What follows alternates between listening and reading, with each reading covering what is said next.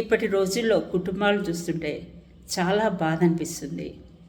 కుటుంబాల్లో ప్రేమ తగ్గిపోతుంది. ఒకరికి మధ్య ప్రేమ అనురాగాలు తగ్గిపోయి ఏంటో మిషన్ లైఫ్ లాగా ఆ కుటుంబాల్లో కనిపిస్తుంది.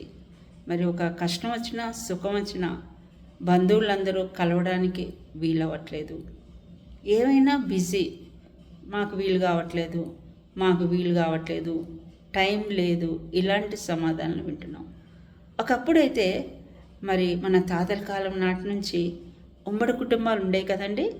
అది ఎంతో బాగుండేది. నాకు అదే నచ్చుతుంది. ఎందుకంటే అందరూ ఒకే చోట ఉండటం, కష్టం వచ్చినా సుఖం వచ్చినా కూడా అందరూ పంచుకొని ప్రేమగా ఉండేవాళ్ళు.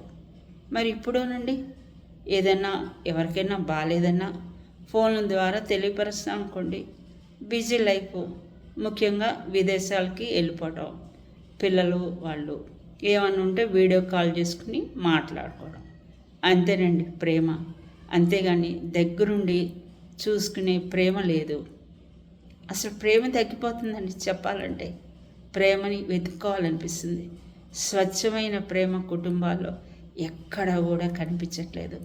భార్యాభర్తలకి కానీ, మరి తల్లిదండ్రులకి పిల్లలకు కానీ, మరి బంధువులు అన్నదమ్ములు అక్కచెల్లెలు వీరి మధ్య ఎవరికి కూడా ప్రేమ అనేది ఎక్కడా లేదండి.